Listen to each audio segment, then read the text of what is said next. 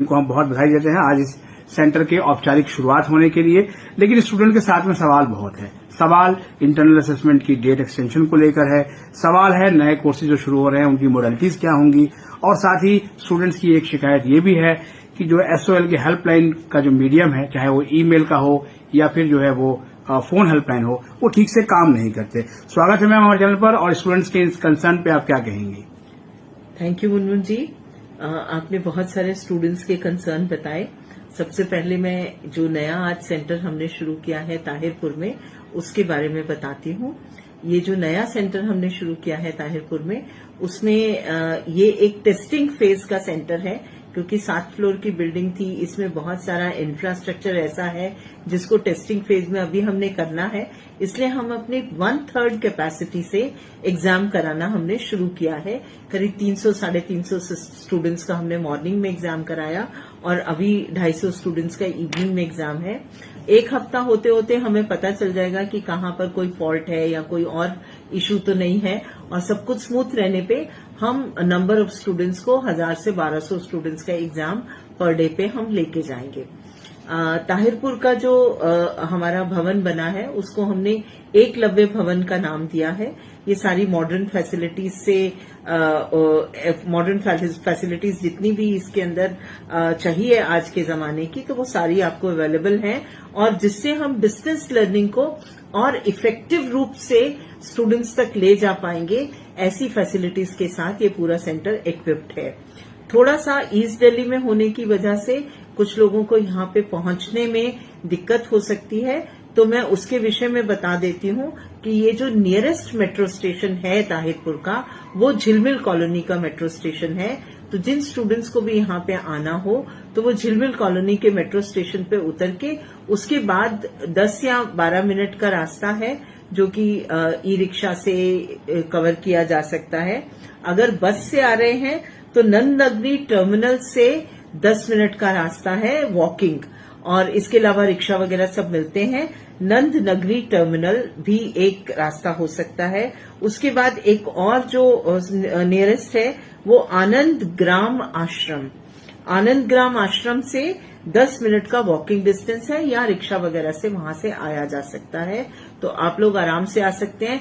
अगर इसकी लोकेशन चाहिए होगी तो अगर आप हमारी वेबसाइट पे जाएंगे तो वहां पर आप क्लिक करेंगे तो वहां पे आपको लोकेशन भी अवेलेबल होगी।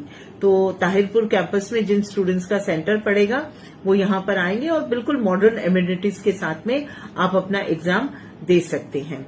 आपका दूसरा प्रश्न जो था वो इंटरनल असेसमेंट को लेकर है। हमने इंटरनल असेसमेंट का थोड़ा सा पैटर्न इस बार चेंज किया था। टाइम बाउंड रखा था कि इतने टाइम में 6th सेमेस्टर और इतने टाइम में 4th सेमेस्टर का एग्जाम इंटरनल असेसमेंट का हो सकता है। तो 6th सेमेस्टर में हमें कोई दिक्कत आई नहीं, लेकिन 4th सेमेस्टर के कुछ स्टूडेंट्स ने जब last day of internal assessment था तो हमें रिक्वेस्ट की कि थोड़ा सा इसका बढ़ा दिया जाए समय। तो कुछ रिक्वेस्ट हमारे पास आई हैं और हम अपना डाटा भी एनालाइज कर रहे हैं। तो डाटा के हिसाब से मैं आपको बता देती हूँ कि करीब कुछ ऐसे पेपर्स हैं जिसमें 70-75%, 80% स्टूडेंट्स तक ने इंटरनल असेसमेंट दे दी है। लेकिन आपको चिंता करने की जरूरत नहीं है, हम अपना डाटा एक्सेस कर रहे हैं, और जैसे ही हमें लगेगा तो आप हमारी वेबसाइट देखते रहिएगा, आपको मैसेज भी आ जाएगा। हम इसको दोबारा भी आपके लिए खोल देंगे, लेकिन उससे पहले आपके एग्जाम्स शुरू हो रहे हैं। आप अपने एग्जाम्स की तरफ अच्छे से ध्यान दीजिए, और जब हम इंटरनल असेसमेंट खोलेंगे दोबारा से, जब उसका पोर्टल खुलेगा आपको इंटरनल असेसमेंट करने के लिए, तो ये उनके लिए अवेलेबल होगा जिन्होंने 2 अटेम्प्ट्स अपने नहीं दिए हैं। जिनके 2 अटेम्प्ट्स रिकॉर्ड हो गए हैं, तो जिनके 2 अटेम्प्ट्स नहीं हुए उनके लिए इंटरनल असेसमेंट रहेगी। और हम इस चीज का भी ध्यान रखेंगे कि इंटरनल असेसमेंट देने से पहले या बाद में आपके जो एग्जाम्स होने हैं उनको ये ओवरलैप ज्यादा ना करे, इसकी हम कोशिश करें। लेकिन मैम स्टूडेंट्स का तो ये भी कहना है कि प्रज्ञान पोर्टल जो है वो 2-3 दिन तक चला ही नहीं। लास्ट के डेज में जब 11 को अंतिम तिथि थी, उसके पहले 9, 10, 11 ये 3 डेट्स बताई है कि प्रज्ञान पोर्टल पे ठीक से लॉगिन नहीं कर पाए बच्चे। और कुछ ने तो ये भी लिखा कि उनका ऑटो सबमिट हो गया, मतलब वो सबमिट नहीं हुआ, अपने आप ही सबमिट हो गया, मतलब पूरा नहीं कर पाए वो। ये प्रॉब्लम्स पिछली बार भी स्टूडेंट्स ने हमारे साथ शेयर की थी। ये प्रॉब्लम्स क्यों होती हैं ये मैं बताती हूँ आपको। हमारा 6th और 4th सेमेस्टर दोनों का चल रहा था। 6th सेमेस्टर में कोई प्रॉब्लम नहीं आई, लेकिन जो लास्ट 3 डेज बिल्कुल एकदम ट्रैफिक बढ़ा होगा, जिसकी वजह से बहुत बार एक्सेस का प्रॉब्लम हुआ होगा। लेकिन ट्रैफिक बढ़ना भी एक बहुत बड़ा मुद्दा नहीं है। अगर आपका इंटरनेट ठीक से काम कर रहा है तो आप कहीं ना कहीं उस पोर्टल को एक्सेस कर ही लेंगे। जहां तक बात आती है ऑटो सबमिशन की, तो ऑटो सबमिशन में बहुत सारी चीजें, टेक्निकल चीजें आपका पोर्टल आपकी पकड़ लेता है। अगर आप कोई और उसमें वेबसाइट खोलने की कोशिश करते हैं अपने एग्जाम देते हुए, तो उसी समय आपका ऑटो सबमिट हो जाएगा। आपके आसपास भी अगर आपके ही रोल नंबर से या आपके आसपास 10 स्क्वायर फीट के आपके रूम में कोई और किसी रोल नंबर से एक और पोर्टल खुला हुआ है और आप सेम तरह की इंटरनल असेसमेंट दे रहे हैं, तब भी ये ऑटो सबमिट हो जाएगा। और कई बार क्या होता है कि स्टूडेंट्स क्वेश्चंस को ऊपर नीचे करके पढ़ते रहते हैं और 45 मिनट्स आपके पूरे हो जाते हैं, आपको पता नहीं चलता, और तब भी वो ऑटो सबमिट हो जाएगा। तो इन चीजों का ध्यान रखिए कि जैसे ही आप अपना इंटरनल असेसमेंट शुरू करते हैं, आपके पास 45 मिनट्स है, आप पूरी कंसंट्रेशन से, पूरी ईमानदारी के साथ अपना करना शुरू करिए। लेकिन आपकी बहुत सारी एक्टिविटीज जो होती हैं, जो परमिसिबल लिमिट में नहीं आती, तो पोर्टल उसको पकड़ के आपका वो बंद कर देता है। तो आगे से जब भी आप करें तो इसका ध्यान रखें। और ये हम चेक भी कर लेंगे, हमारे पास सारा डेटा होता है कि आपका जो ऑटो सबमिशन हुआ है वो कितने समय में हो गया। अगर वो 45 मिनट्स में हुआ है तो अलग बात है, लेकिन अगर वो 10 मिनट में हो गया या और कोई टेक्निकल एरर आ गया, 5 मिनट में हो गया, 15 मिनट में हो गया, वो डेटा भी हमारे पास रहता है। आप चिंता मत करिए, आपको पूरा, अगर आपने ठीक से उस पर काम किया है तो आपको पूरा, अगर कोई ऐसा विषय भी आया है तो आपको दोबारा से उसका परमिशन मिलेगा करने के लिए। तो मैम हम ये मान के चलें कि डेट आप एक्सटेंड करेंगे? हाँ, बिल्कुल, आपको एक चांस और देंगे, लेकिन वो समय थोड़ा सा उसको एनालाइज करके कि कितने स्टूडेंट्स का हो चुका है 2 बार का असेसमेंट और कितने स्टूडेंट्स का बचा है, वो डाटा एनालाइज करके हम आपको समय जरूर देंगे।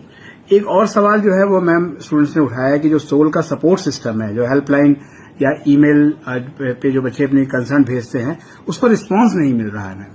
आपको हेल्पलाइन, जो हमारा कॉल सेंटर की हेल्पलाइन है, उस पर लगातार कॉल करिए।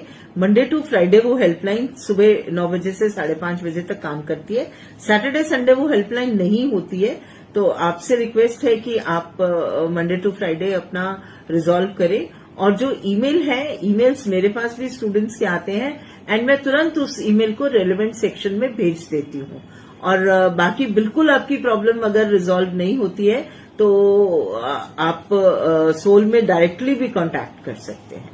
और क्या मैम ऐसा नहीं हो सकता, कुछ पेरेंट्स की सलाह है ये कि सोल के ज्यादातर जो काम है वो सैटरडे संडे होते हैं, कक्षाएं इनकी उसी समय होती हैं और एग्जाम भी संडे को होते हैं, तो संडे या सैटरडे में भी कॉल सेंटर वर्क करे आपका? इसके ऊपर विचार किया जा सकता है, लेकिन अभी के समय पे जो हमारा कॉल सेंटर है वो हमारे अपने स्टूडेंट्स ही संभालते हैं और उनके भी कहीं ना कहीं एग्जाम्स होते हैं, तो इस वजह से सैटरडे संडे उनको पढ़ना होता है। तो कुछ हमने किया है, लेकिन हम कोशिश करेंगे इसमें। हम चाहते थे कि हमारे अपने स्टूडेंट्स को, क्योंकि वो सोल के सिस्टम से हैं, तो वो अच्छे से जवाब भी दे पाएंगे और किस सेक्शन में क्या काम करवाना है वो स्टूडेंट का काम भी करा पाएंगे। लेकिन आपने जो कहा है, ये डिमांड की है, इसके बारे में भी सोच विचार किया जाएगा। अगर ऐसी कोई व्यवस्था बनेगी तो मैं स्टूडेंट्स को जरूर बताऊंगी। अब एक सवाल है, पिछले दिनों एकेडमिक काउंसिल की मीटिंग हुई और आप भी मौजूद थी। एसओएल में, ओएलडीसी में कई नए सर्टिफिकेट कोर्स शुरू होने हैं लैंग्वेज, फॉरेन लैंग्वेज में। जी। तो ये कब शुरू होंगे मैम? ये इसी बार 2025 जून से जब नए एडमिशन्स होंगे उस समय ऑप्शन मिलेगी सारे एसओएल के स्टूडेंट्स को। और इसके अलावा भी, क्योंकि इसमें जो एलिजिबिलिटी है वो 12th पास होती है सर्टिफिकेशन के लिए, तो कोई और स्टूडेंट भी जो एसओएल का स्टूडेंट नहीं है इन कोर्सेज को करना चाहेगा तो उनको भी मिलेगी। ये फॉरेन लैंग्वेजेस के कोर्स हैं जिसमें Japanese, Chinese, Russian, Korean, Portuguese के साथ साथ German, French and Spanish languages के कोर्सेज भी होंगे। ये दिल्ली यूनिवर्सिटी के सर्टिफाइड कोर्सेज हैं, 1 ईयर के कोर्सेज हैं, जिसमें सर्टिफिकेट और उसके बाद जो डिप्लोमा कोर्सेज हैं, सर्टिफिकेट करने के बाद डिप्लोमा कोर्सेज जो होते हैं वो भी आपके पास अवेलेबल रहेंगे। जैसे ही आप अपना फॉर्म भरेंगे फर्स्ट ईयर में, या जो सेकेंड ईयर थर्ड ईयर के दोबारा से अपना एडमिशन फॉर्म भरेंगे, उनको ये ऑप्शन मिलेगी, या बाकी भी स्टूडेंट्स हैं उनको ये ऑप्शन मिलेगी, वो इस कोर्स में रजिस्टर करें। और 1 ईयर के कोर्सेज होंगे। 3 तरह से कोर्सेज चलेंगे, एक फेस टू फेस मैनर में, दूसरा हाइब्रिड, और तीसरा टोटली ऑनलाइन मैनर में ये कोर्सेज चलेंगे। और इनकी फीस लगभग मैम कितनी रहेगी? फीस जो यूनिवर्सिटी तय करेगी, यूनिवर्सिटी की अराउंड 12 से 13 हजार की फीस होती है, वही फीस हम लेंगे। अच्छा, और मैम एक सवाल जो सबसे ज्वलन सवाल है खासतौर पर फर्स्ट सेमेस्टर वालों का, उनके रिजल्ट नहीं आए हैं उनके पॉपुलर कोर्सेज के, केवल 3 रिजल्ट आए हैं, इकोनॉमिक्स का, इंग्लिश ऑनर्स का और बीएमएस का। और popular courses BCom honours, BA programme, इनके रिजल्ट अभी पेंडिंग है, और थर्ड सेमेस्टर का भी बीए प्रोग्राम का रिजल्ट पेंडिंग है जिस समय तक हम आपसे बात कर रहे हैं। इनका क्या स्टेटस है मैम? मैं इसको पूरा ट्रैक कर रही हूँ एग्जामिनेशन ब्रांच के साथ में। एग्जामिनेशन ब्रांच ने ही ये रिजल्ट निकालने हैं, और मेरी लगातार उनसे रिक्वेस्ट रहती है, तो उन्होंने कहा है कि वो इसके ऊपर काम कर रहे हैं और जल्दी ये रिजल्ट आएंगे। और एक सवाल मैम जो है वो चलते चलते, बीएससी कंप्यूटर साइंस का कोर्स भी एकेडमिक काउंसिल में पास हुआ है, इसके लिए बहुत बधाई आपको। ये कब से शुरू होगा मैम? हमारे 3 कोर्सेज पास हुए हैं, जो अंडर ग्रेजुएट कोर्सेज और पोस्ट ग्रेजुएट कोर्सेज हैं। अंडर ग्रेजुएट कोर्स में जो आपने अभी बताया, बीएससी ऑनर्स कंप्यूटर साइंस, अभी हम बीए प्रोग्राम में कंप्यूटर साइंस का कोर्स चलाते हैं। इसके अलावा MBA executive health care management, और इसके लिए जो इंटर्नशिप्स और बाकी सारी चीजें होंगी, वो हमारी बातचीत जो चल रही है वो सफदरजंग हॉस्पिटल में, और इसके साथ साथ जो national institute of health and family welfare Mehrauli में है, उनके साथ हमारी बातचीत चल रही है, और 2 कुछ गवर्नमेंट हॉस्पिटल्स में चल रही है, जिससे उनको बाद में जो एक्सपीरियंस है, इंटर्नशिप्स वगैरह है, वो इन हॉस्पिटल्स में मिलेंगी। और जो तीसरा कोर्स है वो एमए साइकोलॉजी का है, और मैं उम्मीद करती हूँ कि 2026 से हम ये कोर्सेज को शुरू कर पाएंगे। ये 2025